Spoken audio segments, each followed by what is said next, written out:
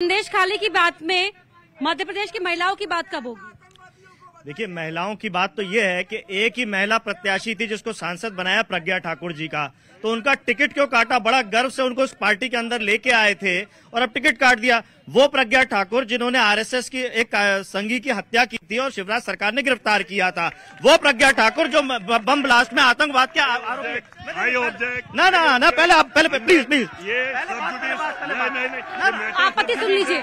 Matter सब जुडिस, उनका समय मिलेगा, आपके उनका पास समय मिलेगा। अपनी सीट छोड़ दीजिए। उनकी आपत्ति सुन, गलत बात नहीं करेंगे। सब जुडिस है, विचाराधीन। पहले मेरी सब जुडिस है। आतंकवादी के आरोपी हैं, आतंकवाद के आरोपी हैं, आरएसएस के आप बहस को डिरेल कर रहे हैं। शिवराज सरकार ने गिरफ्तार किया था।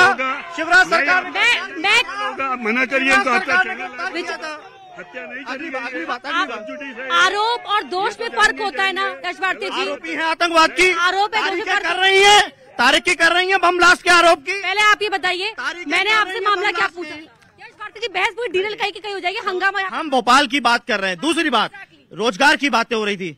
भारतीय जनता पार्टी के साथी बैठे, इनसे राजधानी भोपाल का रोजगार कार्यालय का नाम पूछ लीजिए। भोपाल में पता कहाँ है रोजगार कार्यालय का? बंद पड़ा है। दूसरी बात, कितना परेशान हो जाते हैं। दूसरी बात सुनिए, लीजिए जवाब, मौका दिया ना आपने। जातीय जनगणना वो विषय है। एक लाइन में ऑनलाइन भाई, सारा रोजगार कार्यालय हमारा ऑनलाइन चलता है। इनको क्या समझेंगे? ये पढ़ते लिखते नहीं है। हम पढ़ते लिखते नहीं है। जो बेचारे पढ़ते लिखते हैं वो राजधानी भोपाल के स्टेशनों पे ठोकर खाते हैं जब परीक्षा देने आते हैं। 250 रुपए 300 रुपए किराया देते हैं पूरे प्रदेश से आके। भोपाल राजधानी में उन बच्चों के लिए कोई व्यवस्था नहीं होती। किसी भी दिन आप सुबह 5 बजे आके देख लीजिए, जिस दिन प्रवेश परीक्षा होती है। दूसरी बात, जातीय जनगणना का आपने सवाल किया था और इन्होंने भी आपसे वही बात कही। जातीय जनगणना से जो एक्सरे होगा, या तो इनको जनगणना का ज्ञान नहीं है, अभी पढ़ने लिखने की बात कर रहे थे।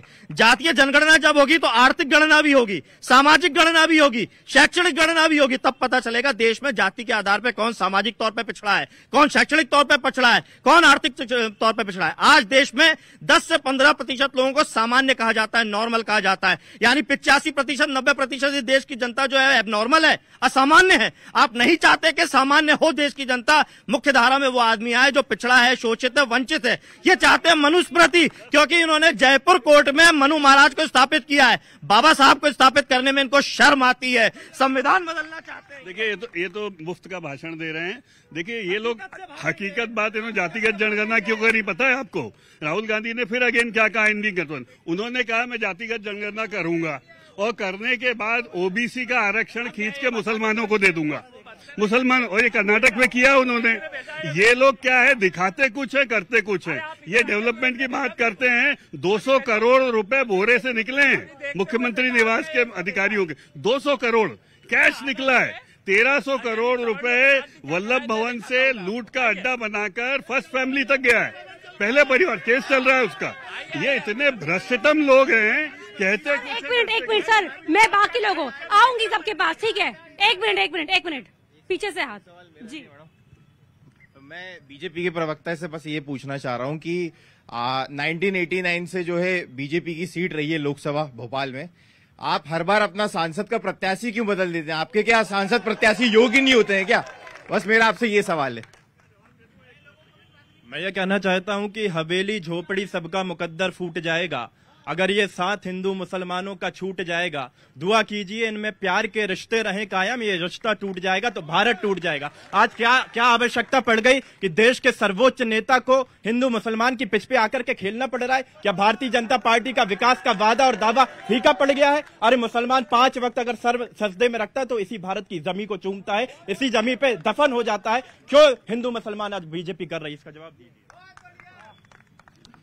पिछले 10 सालों में पूरी की पूरी बीजेपी सरकार ने स्टूडेंट की सेफ्टी छीन ली है। देखा जाए तो इतने स्कैम्स हो चुके हैं। व्यापम घोटाला हुआ, नर्सिंग घोटाला हुआ, पटवारी स्कैम हुआ, पेपर लीक हुए, भर्ती घोटाला हुआ, पुलिस घोटाला हुआ। स्टूडेंट की सेफ्टी नहीं है। आज देखा जाए पूरा देश प्राइवेटाइजेशन हो रहा है। क्यों? इनकी बस अच्छी दोस्ती मोदी जी की अडानी और अंबानी जी से है, इसलिए हर चीज प्राइवेटाइज हो रही है। आज देखा जाए तो जॉब अपॉर्चुनिटी नहीं है, रोजगार की बात नहीं है। स्टूडेंट 10 सालों में इतना घबरा चुका है कि उनके भविष्य का क्या हाल होने वाला है। मेरे को स्टूडेंट ने भेजा है सवाल उनसे है ना। सवाल देखिए, जो देखिए, जो पढ़ेगा वो आगे बढ़ेगा। बहुत सीधी सी बात है। जब हमको सरकार मिली थी तो उस भाई को बताना कि हमारे पास 5 मेडिकल कॉलेज थे, आज 30 मेडिकल कॉलेज हैं, तो भैया पढ़ो ना। तब हमारी 600 सीटें थी, आज 30,000 सीटें यदि देश में हैं, तो आप इस चीज को समझो। 1 लाख से ऊपर डॉक्टर्स की सीटें, हर जिले में इंजीनियरिंग कॉलेज, मेडिकल कॉलेज और उसके बाद एग्रीकल्चर कॉलेज बन रहे। अब ये कांग्रेस के बच्चे नहीं पढ़ेंगे तो हम क्या करें? ये राहुल गांधी में अपना भविष्य भेजा मुझे कि 5 साल तैयारी करने के बाद कोर्ट से जीते तो सरकार जा रही है कि इनको रोजगार नहीं देंगे, इसके लिए ऊपर कोर्ट में जा रही है। जो पद खाली पड़े उनको भरने में सरकार बच रही है और रिट लगा रही है वापस। ये अभी एक नौजवान ने आपका शो देख के मुझे भेजा कि यहाँ हाईकोर्ट के आदेश पर भी गरीब सवर्णों आपका कोई होमवर्क नहीं मिली नियुक्ति, दायर की रिट अपील किसने? सरकार ने। स्पष्ट है युवाओं के साथ जो धोखा, यो बेरोजगारों का प्रदेश मध्य प्रदेश को जिस तरीके से व्यापम और ये घोटाले नहीं है, योग्यताओं का बेरहम कत्ल और पढ़ने वालों का सामूहिक नरसंहार करा। इसीलिए दिन भर हिंदू मुस्लिम के ऊपर वोट मांग रहे, जो मूल मुद्दे उसके ऊपर बात क्यों नहीं कर रहे? इनके सांसद उमा भारती जी कहाँ गायब है? इनके जो लोग हैं, यहाँ की प्रज्ञा जी इतना अच्छा काम किया तो उनको बुलाए ना। अरे आप तारीफ कर रहे हैं उनकी। नहीं, अच्छा काम किया तो बुलाओ ना, प्रचार करने में बुलाओ ना। दोनों को कहाँ गायब है? स्पष्ट है, जनता देखते ही ढूंढ रही है इनको कि कैसे सांसद होना चाहिए, जिनको देखा ही नहीं है। स्पष्ट है, इस बार कांग्रेस का इतना महत्वपूर्ण सांसद बनेगा और पूरी ताकत के साथ जनता भोपाल में देगी। 1 वोट 1 नोट मांग रहे हैं अरुण श्रीवास्तव है और वो कह रहे हैं मजबूत बनेगा। और वो सवाल बीजेपी वालों से ये है कि हर बार प्रत्याशी बदलने की आवश्यकता क्यों पड़ती है? देखिए, ये तो एक पार्टी का अपना आंतरिक मामला है कि वो किसको चुनाव में उतारें, किसको नहीं उतारें। लेकिन ये बात सही है कि जो मौजूदा सांसद रहते हैं उनको अपने 5 साल का पूरा जो उनका कार्यकाल है उसके बारे में जो सांसद निधि है, तमाम तरह की जो उनको सुविधाएं मिलती है, या उन्होंने देश की संसद में अपने लोकसभा क्षेत्र के कौन कौन से बिंदु उठाए, क्या क्या उन्होंने चर्चा की, क्या क्या वेलफेयर गवर्नमेंट के लिए उन्होंने काम किया, वेलफेयर जनता के वेलफेयर के लिए, तो ये पूछना जनता का अधिकार है। लेकिन ये भी पार्टी का अधिकार है कि वो अपने किसको टिकट दे, किसको ना दे। लेकिन जहां तक जो आपने 1 वोट और क्या बताया आपने? 1 नोट। देखिए, जो अरुण श्रीवास्तव जी जो उम्मीदवार जिनकी आप चर्चा कर रहे हैं, तो देखिए एक बहुत कहने में बहुत सामान्य सी बात लगती है कि 1 नोट और 1 वोट, लेकिन चुनाव अलग मुद्दों पर लड़ा जाता है। चुनाव का जो विषय होते हैं वो बिल्कुल अलग होते हैं। जैसे कि माननीय नरेंद्र मोदी जी ने एक नैरेटिव सेट करने की कोशिश की मंगलसूत्र के माध्यम से।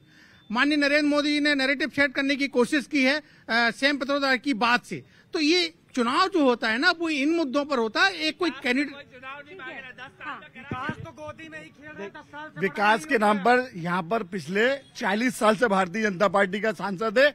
88 के बाद कोई रोजगार का व्यवसाय नहीं है और यहाँ पर जो दिया है BHEL आदरणीय नेहरू जी की देन था। उसके बाद जितने भी सांसद आए सर भ्रष्टाचार के नाम पर काम करा, वो बदल गए। और यहाँ की प्रज्ञा सिंह ठाकुर का टिकट क्यों कटा, पूछना चाहता हूँ भाई साहब से, उनको बताएं। देखिए, भारतीय जनता पार्टी 1 साल पहले मध्य प्रदेश में सीखो कमाओ योजना लेके आई थी। उसमें युवाओं को क्या सिखा रहे थे? टायर रिपेयर करना, ढोल बजाना। वो योजना इनकी कहाँ गई?